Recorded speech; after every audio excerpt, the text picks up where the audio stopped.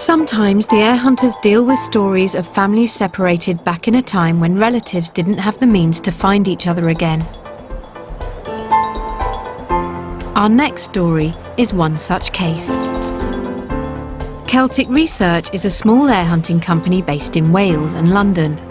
The Cardiff office is headed up by regional researcher Phil. In January 2010, he had a reason to dig out an unsolved case which had been gathering dust on the shelf. This was one of those cases I've been working on previously, pulled it out the file again because it had been highlighted again on the unsolved, unclaimed list that Bonaventure gives out, and I thought, well, let me try it again. Phil had drawn a blank on the case of Olive Buck, who died in 2007. But a new development might give him a lead.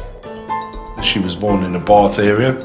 Bath had recently put on their registrations online, and I managed to find her on that, and then that sort of got the ball rolling.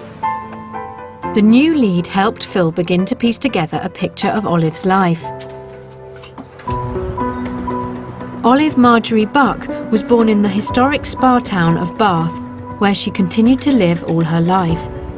Olive married Henry Stacey Buck in 1937 and was married for 46 years. After his death, she led a reclusive life and passed away in a retirement home at the age of 93. Now he had new leads, Phil began researching the case, which looked like it could be worth up to £15,000. As Olive had no children, Phil needed to research her parents, which might lead to siblings or cousins. From the census records and from the registry office records, I established the deceased mother was Mabel Louisa Costello.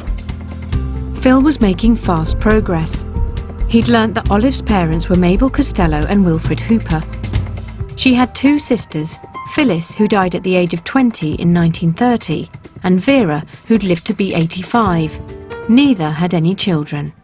After I'd established there were no children from the brothers and sisters, that then leads me to go to the grandparents to look for uncles and aunties of the deceased.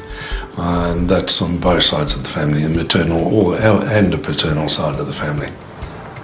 Research into Olive's father's family, the Hoopers, soon showed there were no descendants.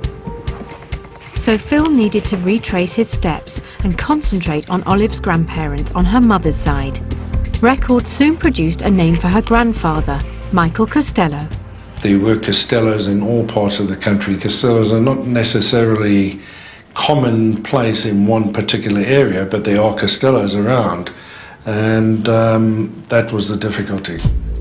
It was here he hit a stumbling block. There were Costellos popping up in England, Scotland and Ireland. There was a lot of Costellos. The other key factor was the fact that they moved around so much, and they had spread across the country so much. Well, not just across the UK, overseas as well. Phil scoured census records going back to 1881. Was there a common link between these Costellos that would prove a family connection?